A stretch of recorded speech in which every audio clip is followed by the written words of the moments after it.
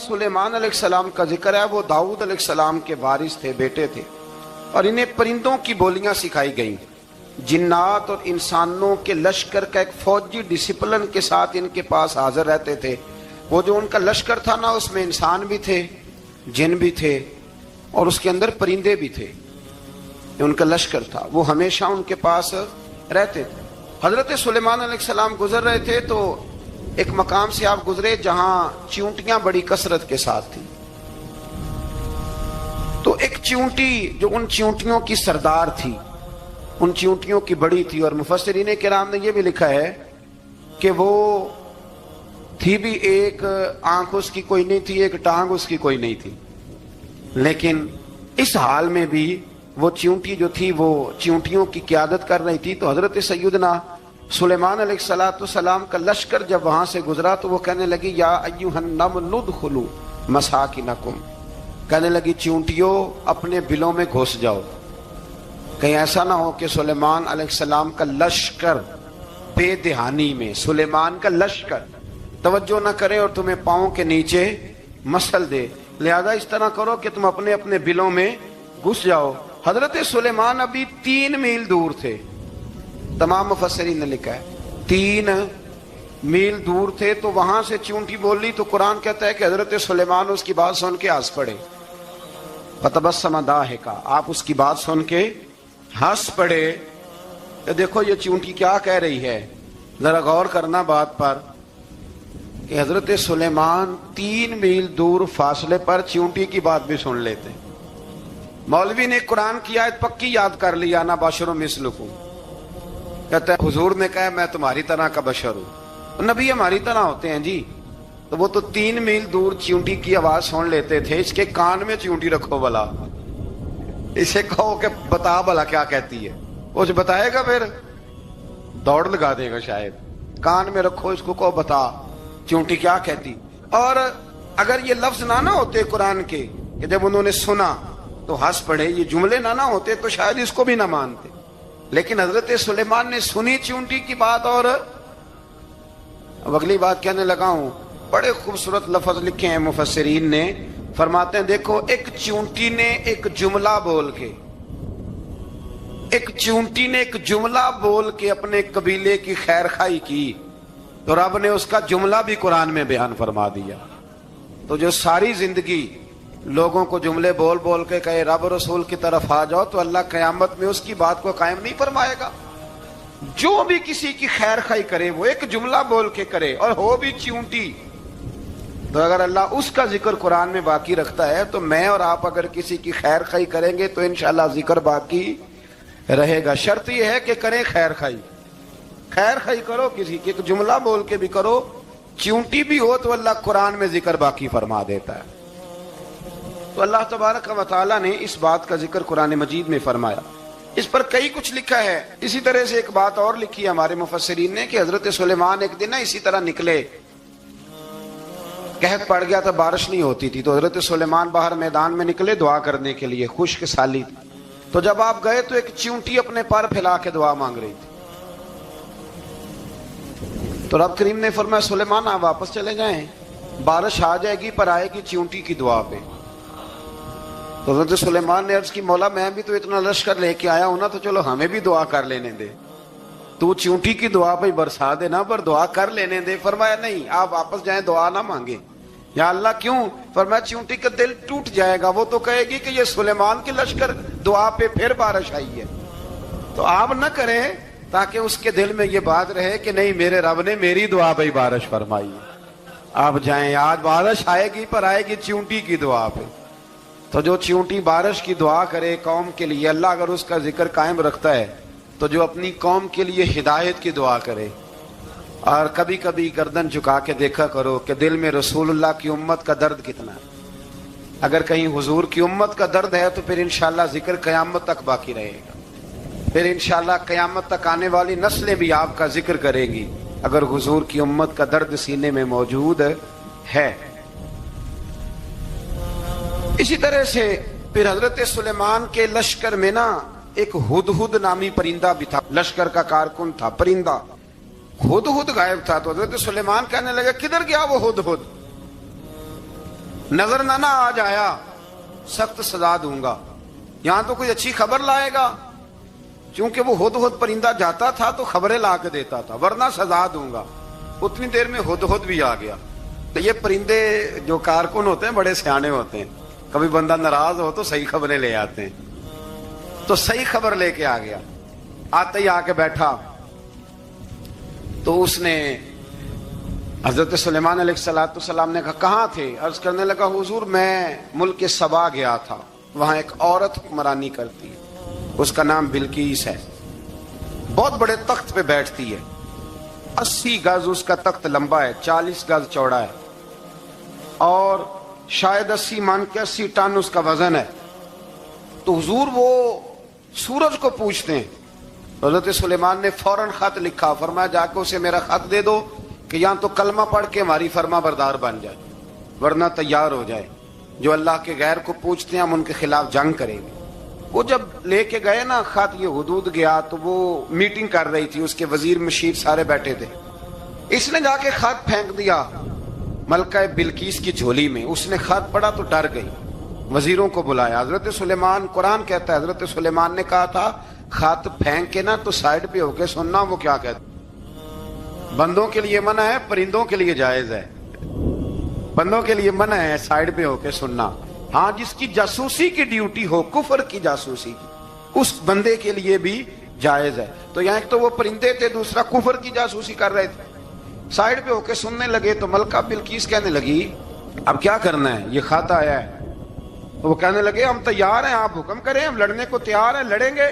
وہ کہنے لگی نہیں تیزی نہ دکھاؤ. قرآن مجید کہتا ہے کہ وہ کہنے لگی جب لڑائیاں ہوتی ہیں تو شہر تباہ ہوتے ہیں، ملک کھنڈر بن جاتے ہیں، لڑائی مسئلے کا حل نہیں ہے. انہوں نے کہا کہ میں نبی ہوں.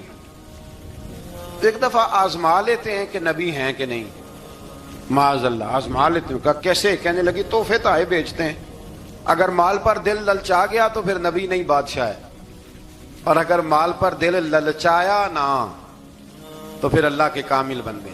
یہ فرق اس نے اس وقت بیان کیا. اس نے 500 کنیزیں، 500 غلام، بڑے شاندار لباس پہنا کے، 500 گھوڑا بڑا تگڑا، اس کے اوپر مال و اسباب رکھ کے تیاری کرا کے حضرت سلیمان کی طرف بھیجا. ہدہد پہلے سے خبر لے کے آ گیا. حضور اس نے یہ پروگرام بنایا ہے.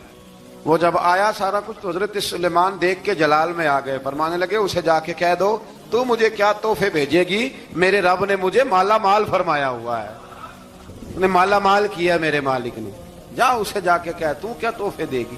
جب رب دیتا ہے تو پھر کوئی کمی نہ وہ نہیں چھوڑتا. بندے کیا دے سکتے ہیں؟ بندے تو بیچارے 10 دے کے تو 10 دن ان کی آنکھیں نہیں کھلتی.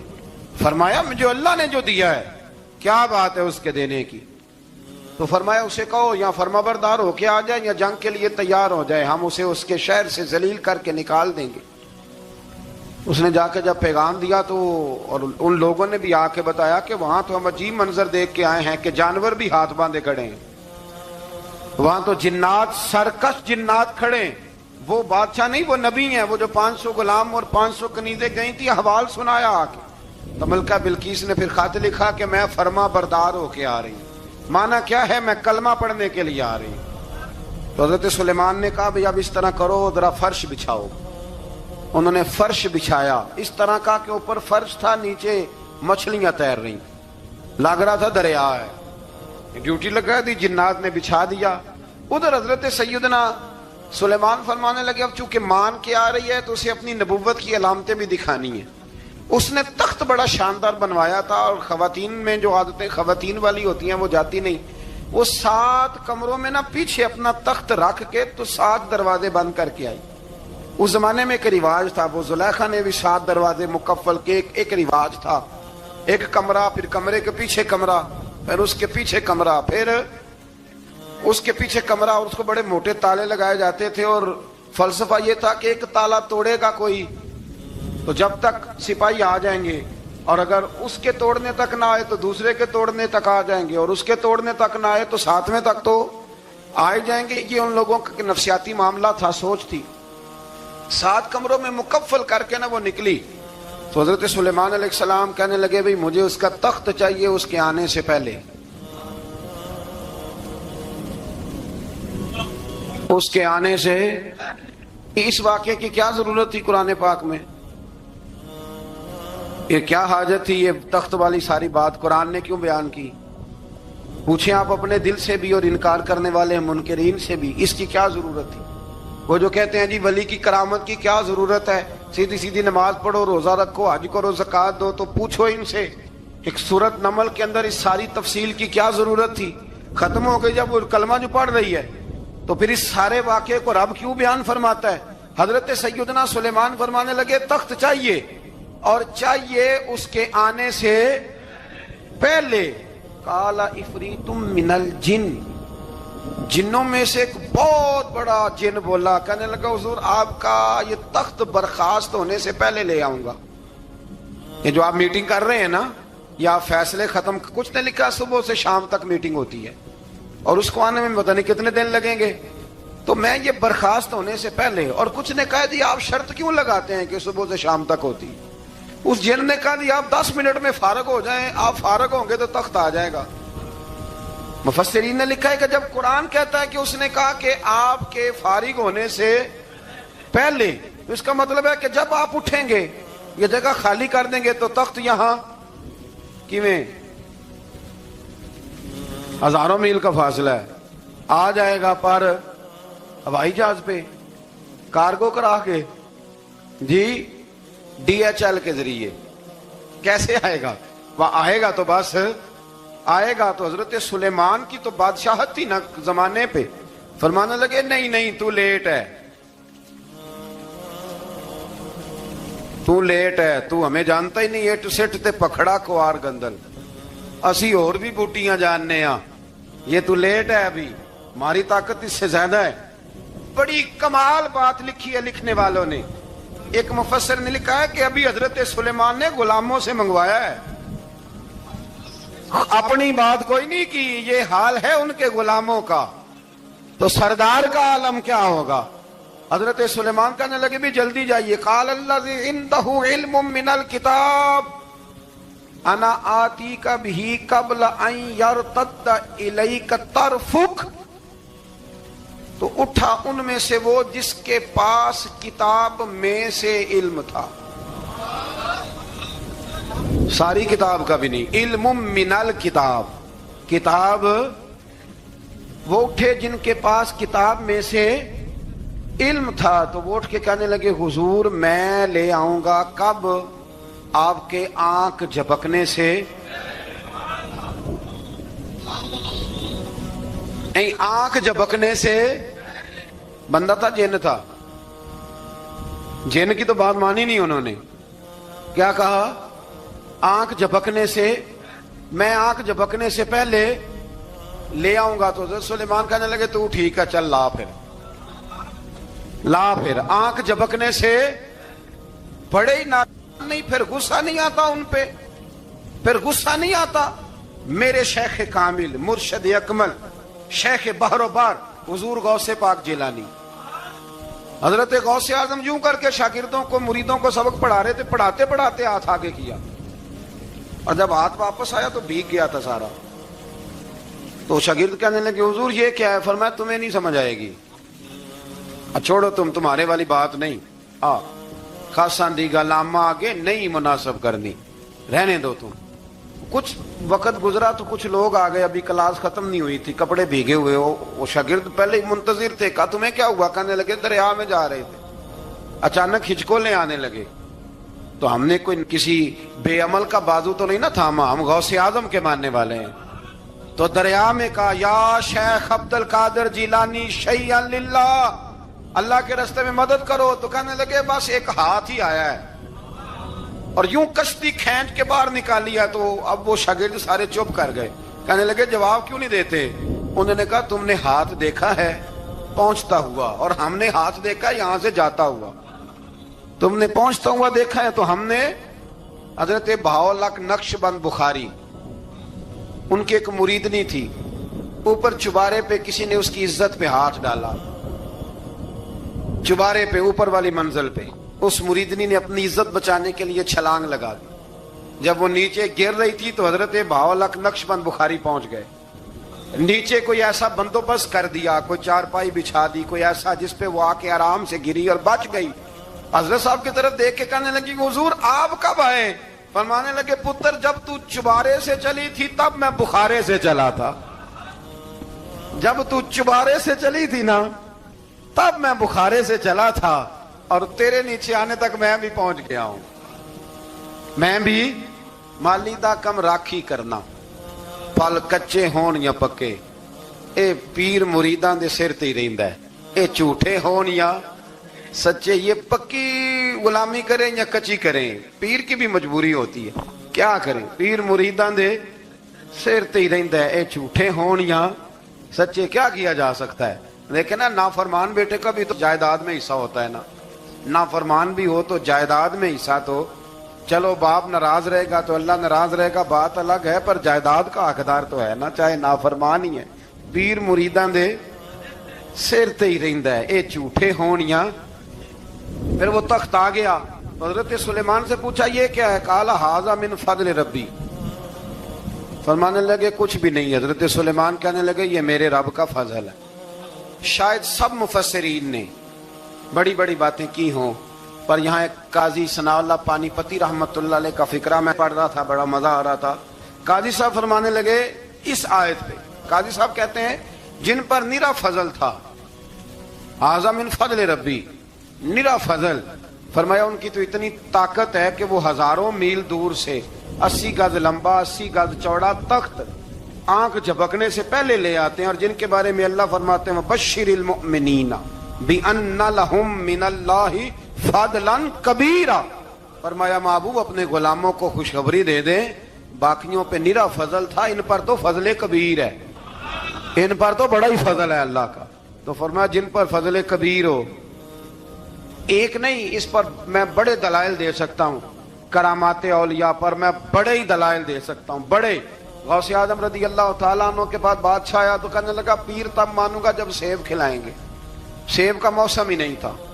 تو حضرت صاحب آتے ہی اسے کہنے لگے اب تو میری ولایت کو سیبوں پہ تو نہ تول, اب سیب کھلائے تو ولی یا نہ کھلائے تو ولی کوئی نہیں, یہ تو اب میری ولایت کو سیبوں پہ تو نہ تول. تو حضرت صاحب نے یوں ہاتھ اٹھایا تو اللہ نے 2 سیب عطا فرمائے. تو وہاں جملہ ہے حضور غوث اعظم کا, فرمانے لگے اگر اللہ حضرت مریم سلام اللہ جو بنی اسرائیل کی ولیہ ہیں, ولی ہے نا, وہ نبی تو نہیں نا, عورت نبی نہیں ہو سکتی. فرمایا اگر اللہ انہیں بغیر موسم کے پھل دے سکتا ہے, میں تو محمد عربی کا نوکر ہوں. فرمایا اب نہ 2 سیب آئے تھے, تو وہ کہنے لگا میرے تو دل میں ایک سیب تھا نا. تو حضور غوث اعظم نے نا ایک سیب مجھے دیا, ایک میں نے کھایا تو ایک غوث پاک کھانے لگے. کہتے ہیں میں نے منہ میں رکھا, ذرا ترش تھا, تو میرے چہرے کا وہ رنگ دیکھ کے نا, اثر دیکھ کے کہ تلخی محسوس, تو غوث اعظم کہنے لگے میرے والا کھا. ایک انہوں نے کاٹ کے ٹکڑا دیا, کہتے کھایا تو بڑا میٹھا تھا. تو میں نے کہا حضور آئے تو دونوں ہی غیب سے, آپ کے والا میٹھا ہے میرے والا کڑوا ہے. تو آپ فرمانے لگے آئے تو دونوں غیب سے تھے, پر ایک کو ذرا ظالم کے ہاتھ لگ گئے ہیں نا, اس کو تنبیہ بھی کر دی کہ ظلم سے باز آ جا, تنبیہ بھی کر دی. پر میں ہاتھ ظالم کے لگے اس لیے ترش ہو گیا, سیانا بن. ایک نہیں 20 درجنوں, لیکن پتہ نہیں کیوں لوگ اڑ گئے, پتہ نہیں کیوں کڑ کے آ گئے. کرامت اولیاء کے معاملے میں بالکل, اور پھر کسی حدیث میں یہ نہیں آیا کہ اس زمانے میں ولی ہوں گے تو اس زمانے میں ولی نہیں ہوں گے. حضور نے فرمایا میری امت کبھی گمراہی پر جمع نہیں ہوگی. اقبال کہتے ہیں اولیاء کیا ہوتے ہیں, اولیاء کیا ہیں, جواسیس القلوب. اقبال کہتا ہے ولی کا بہت بڑا ولی تم نے دیکھنا ہو تو اسے دیکھو جو تیرے دل کا جاسوس ہے. چلو یہ مشکل بات ہے, میں نہیں چھیڑتا, لیکن جو تیرے وہ جاسوسی کرتا ہے, پر کرتا ہے تیرے دل کی, وہ تیرے دل کا جاسوس ہوتا ہے ولی. اور اس پر حضور کی حدیث ہے, فرمایا اس کی فراست قلبی سے ڈر, یہ اللہ کے نور سے دیکھتا ہے, ڈر اس کی فراست قلبی سے. اللہ توفیق عطا فرمائے. 12 اس ولی کا نام تھا آصف بن برخیہ. آصف بن برخیہ جی حضرت سلیمان کے وزیر تھے. وہ آئی ملکہ بلقیس, اور جب وہ آئی نا تو اس نے دیکھا کہ یہ تو آگے سامنے حضرت سلیمان بیٹھے ہیں, اور جو رستہ ہے نا درمیان میں وہ فرش ہے کہ دریا ہے, سمجھ نہیں آ رہی. تو اس نے نا اپنا یوں کر کے اوپر کپڑا اٹھانا شروع کر دیا کہ نیچے پانی ہے. تو حضرت سلیمان کہنے لگے چلتی آ, نیچے کچھ بھی نہیں. اس نے پیر رکھا، نیچے مچھلیاں بھی تیرتی جا رہی تھیں. حضرت سلیمان علیہ السلام، آج بھی اللہ نے توفیق دی ہے نا، لوگوں نے اس طرح کی تعمیرات بعد میں کی ہیں، لیکن اس کے موجد، اس کے پہلے بنانے والے حضرت سلیمان ہیں اللہ کی دی ہوئی توفیق سے. تو وہ ملکہ آپ کے پاس آئی، پھر وہ آپ کی فرما بردار ہو گئی. اور بعد مفسرین نے یہ لکھا ہے کہ اس نے جب کلمہ پڑھا تو پھر اس کا نکاح بھی حضرت سلیمان سے ہوا. حضرت سیدنا لقمان اپنے بیٹے کو نصیحت کرتے ہیں، اور قرآن مجید نے سورہ لقمان کے اندر آپ کی ان نصیحتوں کا ذکر فرمایا ہے. اللہ کریم نے ارشاد فرمایا کہ حضرت لقمان، ان کی جو بات انہوں نے اپنے بیٹے کے ساتھ کی، فرمایا وَلَا تُصَعِّرْ خَدَّكَ لِلنَّاسِ، اے میرے بیٹے لوگوں کے ساتھ اپنے رخ کو نہ پھیرا کر، غرور کے ساتھ اپنے لب و لہجے کو پھیر نہ لیا کر لوگوں کی طرف سے. اور وَلَا تَمْشِي فِي الْأَرْضِ مَرَحًا، اور زمین پر اکڑ اکڑ کے نہ چلا کر. تکبر کے ساتھ اپنے لب و لہجے کو لوگوں سے پھیر نہ لیا کر، اور زمین پر اکڑ کے بھی نہ چلا کر. جناب لقمان اپنے بیٹے کو نصیحت فرما رہے ہیں، اور اللہ نے اس کا ذکر قرآن مجید میں فرمایا ہے. اسلام ہماری تربیت کرتا ہے ہر موقع پر، اور ہمیں اسباق پڑھاتا ہے زندگی ساری گزارنے کے لیے. انسان کی بات کا دوسرے پر بڑا اثر ہوتا ہے، لیکن اس کی بات کے ساتھ ساتھ اس کے لہجے کا بھی بڑا اثر ہوتا ہے. کھانے کا بھی بڑا اثر ہے، لیکن کھانا آپ کس برتن میں رکھ کے دے رہے ہیں اس کا بھی بڑا اثر ہے. آپ نے کھانا کس طرح سجایا ہے، کس جگہ کسی کو بٹھایا ہے، اس کا بھی بہت زیادہ اثر ہے. اسلام یہ کہتا ہے کہ آپ کا جو لب و لہجہ ہے وہ ہمیشہ اچھے اخلاق والا ہونا چاہیے. لہجے جو ہوتے ہیں نا، لہجے، لب و لہجہ، وہ بڑی تاثیر رکھتا ہے، بڑا اثر رکھتا ہے. چھوٹا سا بچہ ہوتا ہے، دودھ پیتا ہے، ابھی نونہال بچہ ہے چھوٹا سا، ابھی اسے پتہ نہیں ہے کہ کون سی بات کا کیا معنی ہے. اسی بچے کے آپ نے گال پہ محبت کے ساتھ ہاتھ پھیرا تو وہ ہنس دیتا ہے، لیکن اگر آپ غصے کے ساتھ اس کی گال پہ ہاتھ لگاتے ہیں تو وہ رو دیتا ہے. آپ میری بات کو سمجھیں گے. ابھی اس کو لفظوں کے مفاہیم کا نہیں پتا، معانی سے ابھی وہ آگاہ نہیں ہے، معنی نہیں جانتا، پر آپ نے کس لہجے کے ساتھ اس سے پیار کیا یہ اسے پتا ہے. یہ جو لہجہ ہوتا ہے نا، لہجہ، اخلاق آپ کا، یہ بڑا اثر کرتا ہے. آپ نے گفتگو کی، لیکن اس گفتگو میں آپ کا انداز کیا تھا، لب و لہجہ کیا تھا. کچھ لوگ کہتے ہیں میں نے کوئی غلط بات کی ہے. بالکل ٹھیک بات کی ہے بھئی، آپ کی بات ٹھیک تھی، پر آپ کا انداز ٹھیک نہیں تھا. جہاں بات ٹھیک ہونا ضروری ہے نا، وہاں انداز ٹھیک ہونا بھی بڑا ہی ضروری ہے. آپ کے لہجے کا خوبصورت ہونا اور آپ کے لفظوں کا حسین ہونا بھی بڑا ہی ضروری ہے. اگر آپ تھوڑا سا معاشرے میں غور کریں تو کچھ لوگ ایسے ہیں جو طبعاً ہی بیچارے دنیا میں آئے ہی شکوہ کرنے کے لیے. ان کے لہجے سے نہ ترش روئی برستی ہے، تلخی ہے. وہ جی میں فلاں آدمی کے پاس گیا تو اس نے میری بات نہیں سنی، فلاں شخص سے میری ملاقات ہوئی، میں نے وقت گزارا پر وہ بندہ ٹھیک نہیں نکلا، فلاں کے ساتھ میں آگے بڑھنا چاہ رہا تھا پر میرے معاملہ چل نہیں سکے. تو بھئی آپ دوسروں کو ناپتے اور تولتے رہے، آپ کو یہ دیکھ لینا چاہیے تھا کہ آپ کا انداز فکر ہی کہیں غلط نہ ہو. لہجے، اخلاق، یہ آپ کے لفظوں سے بھی زیادہ اثر بعض اوقات رکھتے ہیں. کسی نے کہا تھا کہ میرے لہجے میں غرور آیا تھا، اس کو حق تھا کہ شکایت کرتا تھا. میرے لہجے میں کچھ ایسا کہ جس پہ وہ بیچارہ پریشان ہو گیا، اب اس کا حق بنتا تھا وہ اس پہ شکایت کرتا. تو میرے عزیز، آپ بات کو یاد رکھیں گے کہ جو اخلاق ہے، آپ کا جو اخلاق ہے، جو آپ کا کردار ہے، وہ اپنی ایک خوبصورتی رکھتا ہے. اس لیے میرے نبی پاک صلی اللہ تعالی علیہ وآلہ وسلم نے فرمایا تم میں کامل مومن وہ ہے جس کا اخلاق زیادہ اچھا ہے. جو کہانیاں زیادہ سناتا ہے وہ نہیں، جو اپنی خدمات زیادہ بتاتا ہے وہ نہیں، جو باقی سب کی نفی کر کے کہتا ہے کہ دنیا میں کوئی بندہ ٹھیک نہیں، صرف میں ٹھیک ہوں، وہ والا بندہ نہیں، بلکہ فرمایا جس بندے کا اخلاق زیادہ اچھا ہے۔ اخلاق دیکھیں، یہ جو آپ کا لہجہ ہوتا ہے نا، یہ بہت زیادہ اثرات مرتب کرتا ہے آپ کے گھر پہ بھی باہر بھی۔ آپ اگر اپنی گفتگو میں باڈی لینگویج کو تھوڑا سا اچھا رکھیں، کچھ لوگ ایسے ہوتے ہیں جو بات بڑی صحیح کرتے ہیں پر کچھ زیادہ ہی باتیں کرتے ہیں، تو وہ زیادہ باتیں کرنے کی وجہ سے ان کی جو صحیح باتیں ہوتی ہیں ان کا بھی وزن خراب ہو جاتا ہے، کیونکہ وہ زیادہ باتیں کرتے ہیں، ہر وقت بولتے ہیں، ہر وقت بات کرتے ہیں، تو جب وہ ٹھیک بات بھی کر رہے ہوں تب بھی ان کی بات کا لوگ اثر قبول نہیں کرتے۔ لیکن اگر ان کا لہجہ باوقار ہو، بات وہ تھوڑی کریں پر جتنی کریں ذرا سونی کر کے کریں، گفتگو میں خود بخود اثر پیدا ہو جائے گا، بات اچھی لگے گی۔ اخلاقی رویے اگر لوگوں کے زیادہ اچھے ہو جائیں، ایک تو مسکرانے کا بل کوئی نہیں آتا،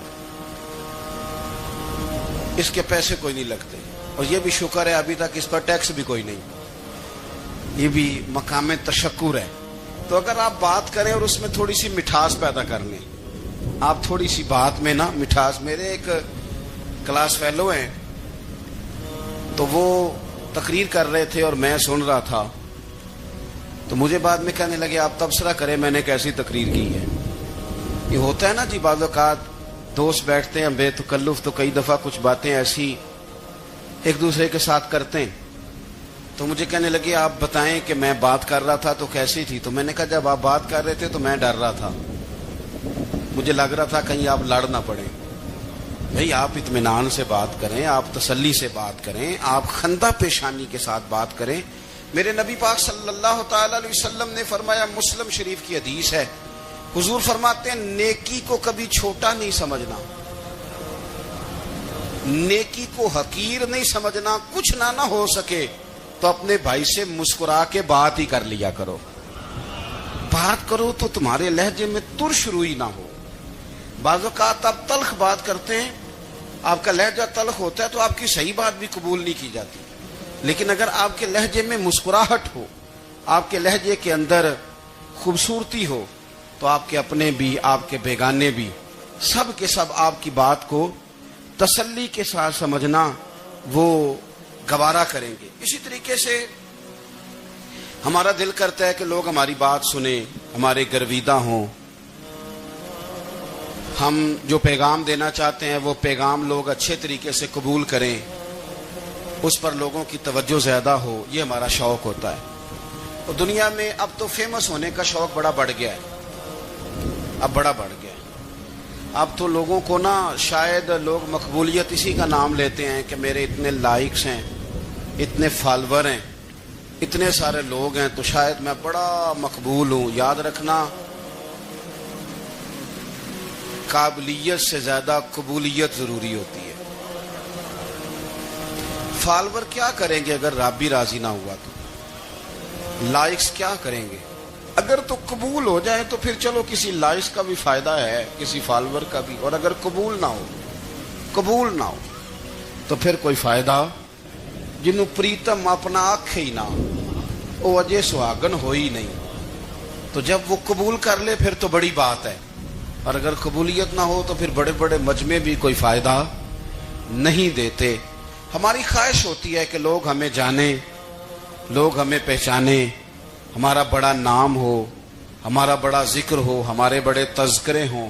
تو میرے نبی پاک صلی اللہ تعالی علیہ وسلم نے ارشاد فرمایا، حضرت ابو ہریرہ رضی اللہ تعالیٰ عنہ روایت کرتے ہیں، حضور فرمانے لگے، تم مال کے ذریعے لوگوں کو اپنا گرویدہ نہیں بنا سکتے، پیسے دے کے لوگوں کو پیچھے نہیں لگا سکتے، کتنے کو دو گے؟ لیکن نا پیسوں سے تو بندے کا لالچ شروع ہو جاتا ہے، ایک دفعہ دیں، پھر دوسری دفعہ دیں، پھر تیسری دفعہ دیں، روز دیں گے تو بندہ راضی ہوگا، اور اگر آپ نے 99 دفعہ دیا، ایک دفعہ نہیں دیا تو وہ ناراض ہو جاتا ہے، تو کتنا کو لالچ پورا کریں گے؟ تو حبیب پاک علیہ الصلوۃ والسلام فرمانے لگے، تم پیسے دے کے لوگوں کو اپنا گرویدہ نہیں کر سکتے، ہاں خندہ پیشانی سے، حسن اخلاق سے ملو گے تو لوگ تمہارے گرویدہ ہو جائیں گے۔ تمہارا اخلاق، تمہاری خندہ پیشانی، تمہارا اچھا کردار یہ لوگوں کو گرویدہ کر سکتا ہے. مال و دولت سے لوگ گرویدہ نہیں ہوتے. تو ہمارا وہ جو روزمرہ کا لوگوں کے ساتھ تعلق ہے، لب و لہجہ ہے، میں نے دیکھا ہے بہت سارے لوگ ایسے ہیں جن کے ساتھ لوگ آنا جانا ملنا بیٹھنا آہستہ آہستہ چھوڑ دیتے ہیں. اور وہ کس لیے چھوڑ دیتے ہیں؟ وہ ان کے رویے کی وجہ سے چھوڑ دیتے ہیں، ان کے انداز فکر کی وجہ سے چھوڑ دیتے ہیں، ان کے شکووں کی وجہ سے چھوڑ دیتے ہیں. مزاج ہوتا ہے نا ہمارا کہ ہمیں شوق ہوتا ہے تعلق زیادہ لوگوں کے ساتھ ہو، اور پھر یہ بھی شرط ہوتی ہے کہ میں جس کے پاس جاؤں وہ مجھے یہی کہے کہ تو میرے ساتھ ہی پیار کر. ایک صاحب مجھ سے کہنے لگے کہ یہ میں محفل کراتا ہوں، آپ بھی تشریف لائیں، اور میں 20 علماء کو بلا چکا ہوں اور بڑے بڑے نامور نام انہوں نے میرے سامنے لیے. میں نے ان سے پوچھا کہ جو نام آپ نے لیے ہیں اور آپ کی تصویریں بھی ساتھ ہیں، میں الحمدللہ تسلیم کر گیا ہوں آپ کی بات کو، لیکن سوال میرا یہ تھا کہ کیا آپ نماز بھی پڑھتے ہیں؟ 21 علماء کو آپ نے بلایا یا 20 کو بلایا اور بڑے بڑوں کو بلایا، اور مجھے بھی آپ دعوت پیش کر رہے ہیں، تو نمازی بھی آپ ہیں، نمازی بھی ہیں. کہنے لگے آپ دعا کریں میں نماز پڑھنا شروع کر دوں. میں نے ان سے کہا خدا کے بندے، اب اگر تو کسی اور کو بتائے گا کہ 20 اتنے بڑے لوگوں سے میرا تعلق کر پڑتا میں نماز بھی نہیں، تو لوگ کیا سوچیں گے کہ 21 مولوی مل کے بھی ایک بندے کو نمازی نہیں بنا سکے. تو آپ اپنے لب و لہجے سے صرف باتوں سے گرویدہ کسی کو کر لیں گے. آپ یہ دیکھیں کہ اخلاق کس طرح کا ہے، لہجہ کس طرح کا ہے، آپ کی بات کرنے کا انداز کتنا حسین ہے، اس لفظ کے اندر حسن کتنا زیادہ ہے. نبی پاک صلی اللہ علیہ وسلم بھی تبلیغ فرماتے، ہم بھی تبلیغ کرتے ہیں. میں اور آپ جب تبلیغ کرتے ہیں تو اس تبلیغ کے اندر شکوہ ہوتا ہے اور تنقید ہوتی ہے، اور بعض جگہ میں نے یہ بھی دیکھا ہے کہ طنز ہوتا ہے. طنز، ہم دوسرے کو دین کی دعوت رہے ہیں، لیکن ہمارے لب و لہجے سے طنز اور ترش روئی چھلکتی ہے. تو دولت کے پیچھے لگ گیا ہے، تو بالکل جاہل ہے، تو بالکل تیرے خاندان میں سے بھی کوئی نہیں ادھر آتا. آپ طنز کر رہے ہیں، آپ دعوت دین نہیں دے رہے. دعوت دین تو گلدستے میں رکھ کے پیش کی جاتی ہے، اس کی تو ایک خوبصورتی ہے، اس کا تو ایک حسن ہے، اس کی تو اپنی ایک جاذبیت ہے، اس کی اپنی ایک نورانیت ہے. صحابہ کرام علیہم رضوان فرماتے ہیں کہ حضرت سعد بن معاذ رضی اللہ تعالیٰ عنہ کا جنازہ تھا. اللہ کے پیارے محبوب صلی اللہ تعالیٰ علیہ وسلم نے جنازے کی امامت فرمائی، اور جنازے کی امامت کے بعد ابھی نہ قبر کے تیار ہونے میں کچھ ٹائم باقی تھا، تو حضور زمین پہ تشریف فرما ہوئے. لوگ قبر کی تیاری میں ہیں. بعض اوقات ہوتا ہے نا ابھی قبر نہیں تیار ہوئی، تو کہتے ہیں کہ لکڑی کے ساتھ حضور نے زمین کریدنی شروع کر دی، اور دیر تک حضور نے چہرہ نور کو زمین کی طرف جھکائے رکھا، گویا زمین شرف دیدار حاصل کرتی رہی. دیر تک چہرہ نور جھکا رہا زمین کی جانب، حضور نے رخ نور کو پھیر لیا. صحابہ کہتے ہیں کہ ہم نہ بڑے، جب حضور ہمارے قریب ہوتے تھے تو ہمارا خیال ہوتا تھا کہ رحمت کی برکھا ہے، اپنے اپنے حصے کا کرم اڈیل لے اپنے اوپر. فرماتے ہیں منتظر تھے کہ حضور کب ہماری طرف رخ انور پھیریں اور ہم کریم سے کوئی بات سن سکیں. ارشاد فرماتے ہیں کہ ہم بڑے شدید منتظر تھے. دیر کے بعد نبی پاک علیہ الصلوۃ والسلام نے چہرہ انور اٹھایا، دیر کے بعد چہرہ انور اٹھایا. یہ دیکھیں تبلیغ ہو رہی ہے، اور جب حضور نے چہرہ انور اٹھایا تو آنکھوں میں آنسو تھے، رو رہے تھے. اور 3 دفعہ حضور نے فرمایا، چونکہ قبر تیار ہو رہی تھی، 3 دفعہ نبی کریم نے فرمایا لوگو قبر آخرت کی منزلوں میں سے پہلی منزل ہے، اس کی تیاری کر لو، اس کی تیاری کر لو، اس کی تیاری کر لو. 3 دفعہ حضور نے یہ جملے دہرائے. کیوں؟ ایک میں تبلیغ کرتا ہوں پر اس میں نہ درد ہے، نہ رونا ہے، نہ وہ لب و لہجہ. ایک حضور دعوت دے رہے ہیں قبر کی تیاری کی، لیکن اس میں آنسو ہیں، اس میں خاص رغبت ہے غلاموں کے لیے. تو اپنی زندگی کے اندر جو ہمارا انداز تکلم ہے، ہمارا انداز گفتگو ہے، میں کہا کرتا ہوں کہ ہم نا دین کے لیے جب کلام کر رہے ہوتے ہیں تو شدت ہوتی ہے ہمارے جملوں کے اندر. بعض مقامات شدت کے ہوتے ہیں. آپ جہاد کی بات کر رہے ہیں, ناموس رسالت کی بات کر رہے ہیں, تو کسی جگہ آپ کے لب و لہجے کے اندر شدت کا ہو جانا برا نہیں ہے, بلکہ وہ اچھا ہے. لیکن میرے عزیز, ہر وقت ہی کچھ لوگ تلخ ہیں. انہیں کسی وقت بھی آپ ان سے ملاقات کر لیں, وہ لوگ آپ کو پریشان ہی نظر آئیں گے. حضرت سیدنا عبداللہ ابن عمر رضی اللہ تعالیٰ عنہ روایت کرتے ہیں کہ نبی پاک صلی اللہ تعالیٰ علیہ وآلہ وسلم نے ارشاد فرمایا کہ جنت میں ایسے بھی کمرے ہوں گے, جنت میں کچھ ایسے کمرے, کچھ ایسے مکانات بھی ہوں گے کہ باہر کھڑے ہوں گے تو اندر نظر آئے گا, اور اندر کھڑے ہوں گے تو باہر نظر آئے گا. یعنی ایک تو تم آئینے لگاتے ہو نا, وہ دیواریں اتنی شفاف ہوں گی کہ اندر باہر سے ان کا حسن دکھائی دے گا. حضرت سیدنا مالک اشعری رضی اللہ تعالیٰ عنہ بیٹھے تھے, کہتے ہیں میں نے فوراً عرض کی حضور وہ ملیں گے کس کو؟ وہ جو اتنے حسین گھر ہوں گے کہ دیواریں ہی شیشے کی محسوس ہوں گی, اندر باہر سے حسن کے جلوے دکھائی دیں گے, حضور وہ ملیں گے کسے؟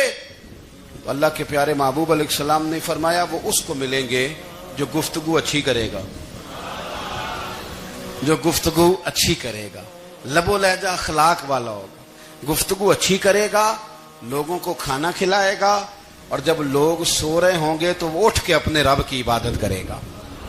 اس شخص کو وہ مکانات ملیں گے جن کی دیواریں آئینے کی مانند ہوں گی, جن کا حسن تازہ ہوگا, جن کو اللہ تبارک و تعالیٰ نے اپنے فضل سے مزین کیا ہوگا, سنوارا ہوگا.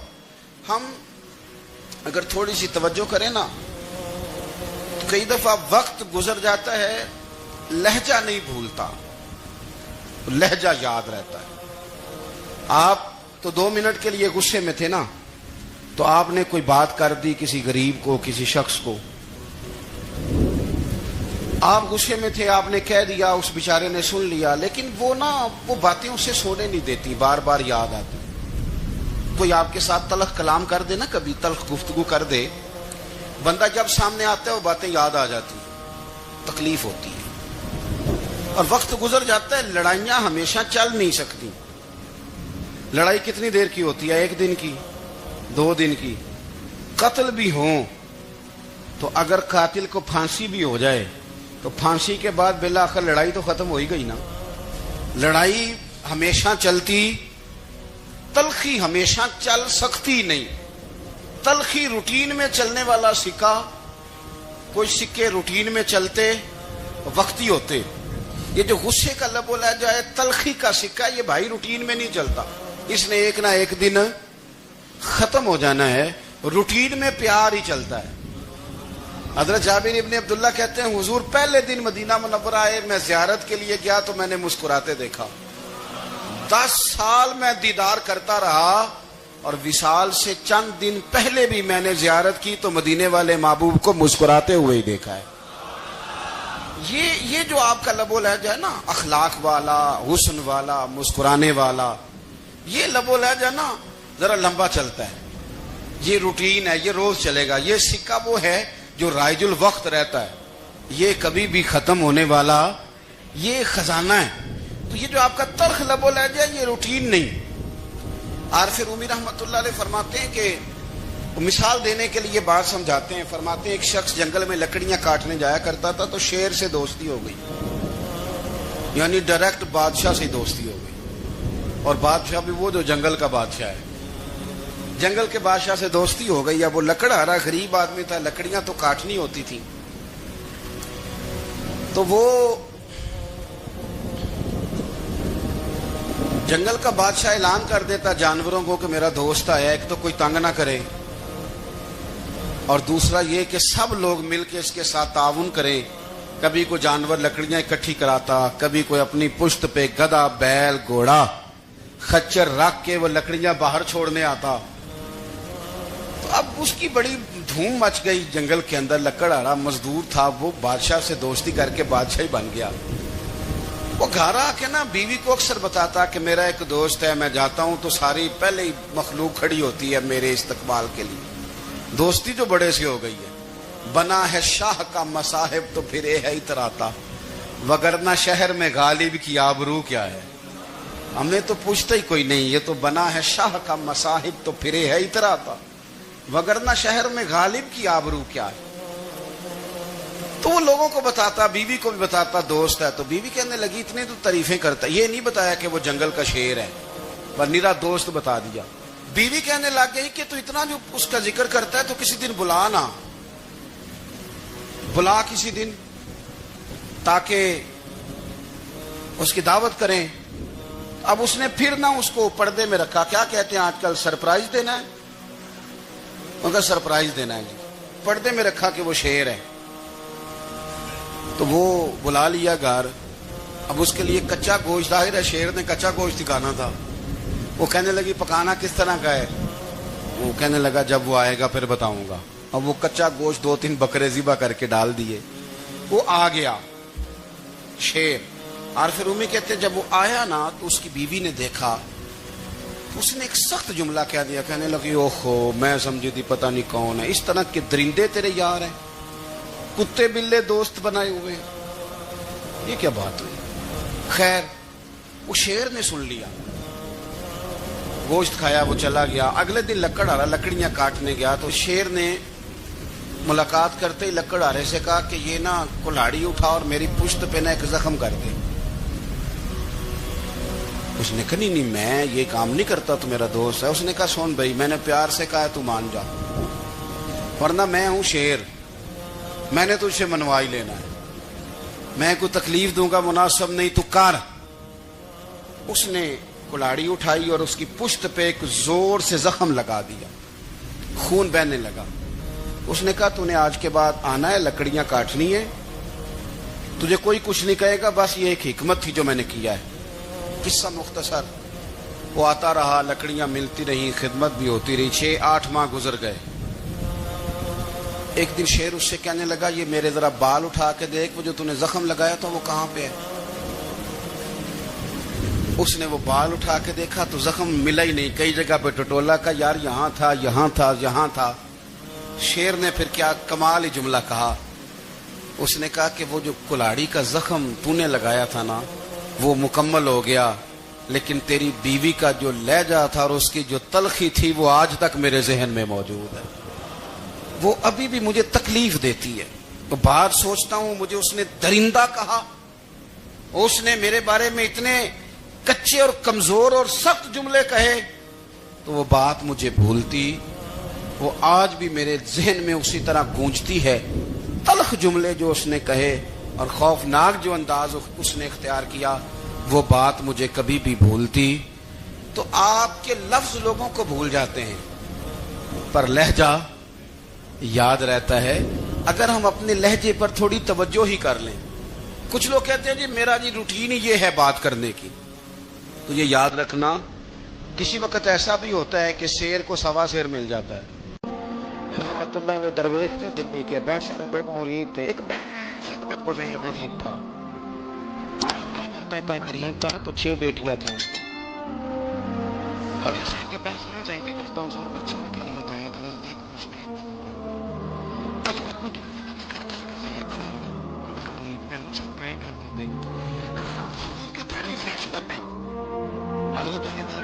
کی تربیت کرتا تھا، ایک ایسا ہی ہوتا تھا، بڑے بڑوں سے اللہ علیہ کی بڑی مسجد کرتا تھا، مرید تھا، اس کا پڑوسی تھا، جا کے وہ ٹکرے بیٹھ مجھے نہیں مل رہا، بدلتی ہے مدرسے بدلتی ہے۔ تو اس درویش نے کہا کہ تم پیر کو نہیں جانتا، تو پتہ ہے دو بہن میں تو بیٹیوں کی شادی کرا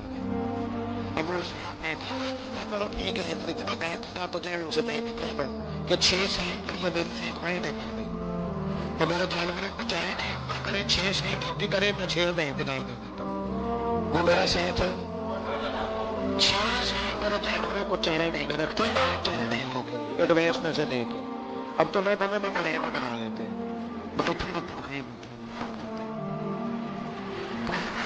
होते। हजरत शेख शरफ ने जब 3 से कहा कि मेरे बारे को 6 दे दे तो तू जो करता है कीमत पे देने को तैयार है। उसने जब ये बात की तो मुरीद ने नाराज हो गया, वो लड़ाई हो गई, गिरबान पकड़ लिया, झगड़ा हुआ, बात बड़ी दूर गई। इस तरह की बात करता है मेरे हजरत के बारे में, तेरे जैसे कई मैं वहां काम पे रखा दूं। जब वो बड़ी बहस हुई, बात मोहल्ले में इलाके में फैल गई, दुनिया ने सुन ली तो शेख शरफुद्दीन तक भी पहुंच गई। इस तरह झगड़ा हुआ है। लोग सो गए इशा की नमाज के बाद। हजरत साहब ने ना सर पे कपड़ा लिया, उस ईसाई के दरवाजे पे दस्तक दी। वो बाहर आया, फरमाने लगे लोग तो सोच समझ के मुलाजम रखते हैं, तूने भी तो सोच ही लिया होगा तभी तो मुझे ऑफर की है। तू अपनी ऑफर पे कायम है? वाकई मुझे रख लेगा और 6000 दिनार दे देगा? कहने लगा जा बाबा काम कर अपना। फरमाया नहीं, तूने इतने लोगों में बात की, इतनी बहस हुई, तो कायम है?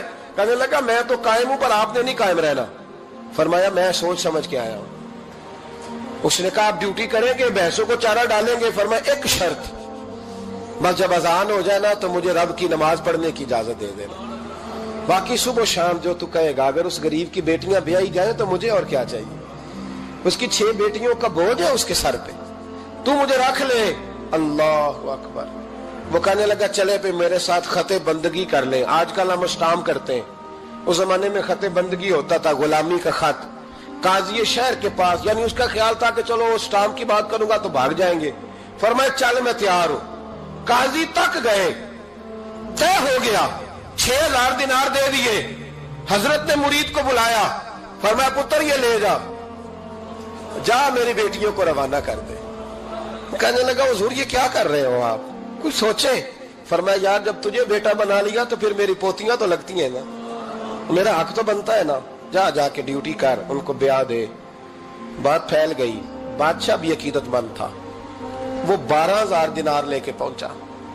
क्या बताऊं इन रब के बंदों का दिल कैसा होता है, क्या दर्द होता है, क्या रंग। 12000 दिनार लेके बादशाह आया और आके हजरत को पेश किए, का हुजूर आप दें इस ईसाई को डबल दें और जाए काम करें। आप फरमाने लगे तू पैसे दे, शर्तें ना लगा, मेरा जहां दिल करेगा मैं खर्च करूंगा। अभी तो लुत्फ आ रहा है, अभी तो जायका आया है कुछ करने का, पैसे देने हैं तो दे, पाबंदी ना लगा, जहां मेरा दिल करेगा मैं। उसने कहा हुजूर ठीक है रख ले। हजरत ने फजर मस्जिद में पढ़ी, जेब में 12000 दिनार थे। ऐलान फरमाया भी किसी और की बेटी भी बैठी है तो पैसे मेरे पास है। वो 12000 दिनार भी बांट दिया और 12000 दिनार बांट के ना तो फिर चले गए खेत में चारा काटने। उस ईसाई को किसी ने बतलाया कि उनके पास तो 12000 आया है पर तुझसे जान नहीं छुड़ाई उन्होंने। वादा ये हुआ था कि 6 देंगे तो जाएंगे, जब तक देंगे नहीं तेरे घर में काम करेंगे। वो ना चारा काट रहे थे, हजरत साहब तो वहां पहुंच गया, दूर जाके खड़ा हो गया। कहने लगा बाबा पहले तो मैंने मुसलमानों के इखलाक सुने थे, अब तो मैंने देख भी लिए, पर ये बता जब 12000 आया था जान क्यों नहीं छुड़ाई? तो हजरत चारा काटते काटते रो पड़े। फरमाने लगे तू नहीं ना जानता, ये बेटियां सांझी होती हैं, पता नहीं ना। मेरे रसूल पाक ने तो हातम ताई की बेटी के सर पे कपड़ा रख के कहा था बेटियां बराबर होती हैं। तो ये नहीं पता जब उसकी 6 बेटियों की शादी हुई है मेरे अंदर रूहानियत कितनी बड़ी है। फरमाया फिर 12000 आया है तो 2-4 बच्चियां फिर गई हैं, तो ये नहीं पता मैं अंदर से राजी कितना हूं, मैं तेरी नौकरी करता रहूंगा, पता नहीं अल्लाह कितनी बेटियों को ब्याह देगा। इतना रोया वो ईसाई के पैरों में बैठ गया। कहने लगा बाबा मैंने तेरी मुखालफत की है पर तेरे करीब आके पता चला है कि तू बहुत ऊंचे इखलाक का मालिक है, और अगर तेरा ये मकाम है तो तुझे इखलाक सिखाने वाले मोहम्मद अरबी की शान कितनी होगी। जालिम की बोलिए जाते नहीं लोग झूठे गवाह बन के। वकील साहब को नहीं पता होता कि ये बंदा मुजरिम है जो मेरे पास आया, क्या मुजरिमों के वकील नहीं होते? बोले तो उसको पता नहीं होता वकील साहब को कि ये साहब मुजरिम है, मेरे पास मुकदमा लेके आए। और अगर बेअदबी ना हो जाए तो मेरा ख्याल है काजी अदालत को भी पता होता है कि मुजरिम कौन है और मजलूम। मेरे नबी पाक सल्लल्लाहु अलैहि वसल्लम ने इस कदर ज्यादा सख्ती फरमाई इस मसले में। फरमाया जिसको पता था कि फला आदमी जालिम है, जुल्म कर रहा, फिर वो जालिम का गवाह बना या उसने जालिम की मदद की, कितनी की? شارحین لکھتے ہیں چاہے اس نے ایک جملہ بول کے کی، چاہے ایک، سارے بولیے، چاہے ایک غریب کو اس نے ظلم کیا تو کہتے ہیں علاج یہ سے، چاہے ایک جملہ بول کے کی، شارحین اس حدیث کی شرح میں لکھتے ہیں ایک جملہ بول کے چاہے مدد کی، جس بندے نے کسی ظالم کی مدد کی کسی مقدمے میں یا کسی صورت میں اور اسے پتا تھا یہ ظالم ہے، میرے نبی پاک صلی اللہ تعالی علیہ وسلم فرماتے ہیں اگر اس نے مدد کی، ابھی ظالم کی بات نہیں ہو رہی، ظالم کے مددگار کی بات ہو رہی، اگر کسی نے ظالم کی مدد کی تو حضور فرماتے ہیں خدا بھی اس سے بری ذمہ ہے، رسول بھی اس سے بری ذمہ ہے۔ سنبھال کے رکھے اپنی نمازیں، قربانیاں، حج، زکوٰۃ سنبھال کے رکھے۔ اگر ظالموں کا مددگار ہے، الیکشن آ لینے دے، آپ کو نظر آ جائے گا کون کون ظالموں کا مددگار ہے، نظر آ جائے گا۔ اپنی جیب سے لوگ پیسے دے کے ظالموں کی مدد کریں گے، ان کے فلیکس چھپوائیں گے، بورڈ لگوائیں گے، جیبوں سے پیسے دے کے۔ ہم نے خود آگ لگائی ہے چمن میں اپنے، بے سبب گردش ایام کو الزام نہ دو، ہم نے خود نور کا ظلمت سے کیا ہے سودا، کر کے توہین سحر شام کو الزام نہ دو۔ ظالموں کے مددگار میدان میں آ گئے، یہ چھوٹا لفظ نہیں، میرے حبیب پاک صلی اللہ علیہ وسلم نے فرمایا جو ظالم کا مددگار ہے سن لے جو سجن کے ساتھ کچہری جاتا ہے، وہ یاد رکھے جو دوست کا گواہ بنتا ہے، وہ یاد رکھے جو کہتا ہے میں مانگی گیا تھا، مجھے بلایا گیا تھا قبضہ چھڑانے کے لیے کسی غریب بیوہ کی جائیداد پہ، کب وہ سن لے تو مدد کر کے نہیں آیا، تو خدا کے ذمے سے نکل گیا۔ رسول پاک نے فرمایا تیرا میرا تعلق ختم ہو گیا، تو ظالم کا مددگار ہو گیا۔ پھر تو کہتا میں بے چین ہوں، میں بے قرار ہوں، میں آزمائش کا شکار ہوں، پلٹ کے دیکھ تو صحیح تیرا گناہ کتنا بڑا ہے۔ میرے نبی پاک صلی اللہ علیہ وسلم کا ایک اور فرمان سن لیں، ابن ماجہ ابو داؤد میں موجود ہے، اس حدیث کو آپ نے یاد کر لینا ہے، کر لیں گے انشاءاللہ، سارے کہیے انشاءاللہ کر لیں گے یاد۔ حضور صلی اللہ علیہ وسلم نے فرمایا اگر تو ظالم کی مدد کرے گا نا، یہ لفظ دل کی تختی پہ لکھ لینا، یہ مکافات عمل ہے، مکافات عمل دنیا، ادھر کرو گے تو ادھر بھرو گے۔ فرمایا اگر تو کسی ظالم کی مدد کرے گا، سن لے حضور کا فرمان ہے، اگر تو ابن ماجہ ابو داؤد سیاہ میں موجود ہے، فرمایا اگر تو کسی ظالم کی مدد کرے گا تو رب تعالیٰ مرنے سے پہلے تیرے اوپر بھی ظالم کو مسلط کر دے گا، تیرے اوپر بھی ایک دفعہ ظلم ضرور ہوگا اگر تو ظالم کی، وہ کسی صورت میں بھی ہو سکتا ہے، کسی صورت میں تیرا بیٹا ہی اٹھ کے ظلم کر دے گا، تو الجھ جائے گا، کسی نہ کسی جگہ تیرے لیے تباہی کا سامان ہوگا، تیرے اوپر ظلم ہوگا، اس لیے کہ تو ظالموں کا مددگار ہے۔ چاہیے یہ تھا کہ تو مظلوم کی مدد کرتا، انسانی ایمانی یقین کا فریضہ سر انجام دیتا، تو ظالموں کا مددگار ہو گیا۔ ٹٹول کے دیکھ لیں، رزلٹ نکال کے دیکھ لیں، ہمارے زمانے میں ظالموں کے مددگار زیادہ ہیں، اتنی لمبی زبانیں نکال کے ظالموں کی مدد کرتے ہیں، بڑے بڑے کالم نویس اللہ نے انہیں قدرت دی لکھنے کی، تو اپنا قلم ظالموں کی مدد میں خرچ کرتے ہیں۔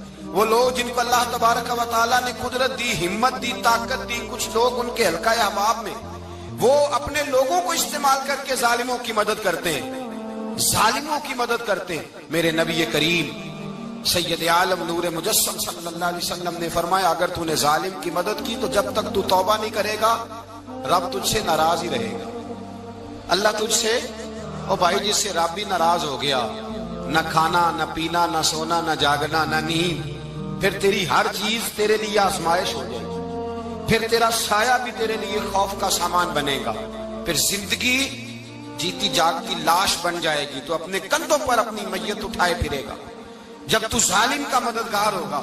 اور نبی پاک صلی اللہ علیہ وسلم نے فرمایا ظالموں کا مددگار بھی ظالم ہوتا ہے، ظالموں کا مددگار بھی، سارے بولے ظالموں کا مددگار بھی نہیں، کو نہیں، آپ سارے نہیں بولے، ایک دفعہ بولے ظالموں کا مددگار بھی، پکی بات ہے، ظالموں کا مددگار بھی، اللہ اکبر، جس کا یارانہ ہو، جس کا دوستانہ ہو، جو کہے میں نے نا اس کو اوکھے ویلے کے لیے ظالم کو یاد رکھا ہوا ہے، کبھی مشکل میں رکھے نہیں ہوئے لوگوں نے ظالم دوست، کہتے میں نے رکھے ہوئے ہیں، بلکہ ہمارے دیہات میں تو کہتے ہیں میں نے بازو بنائے ہوئے ہیں۔ کس کو بازو بنا لیا؟ ظالم بھی کبھی بازو ہوتا ہے، جو ظلم کی تلوار لیے میدان میں کھڑا ہے۔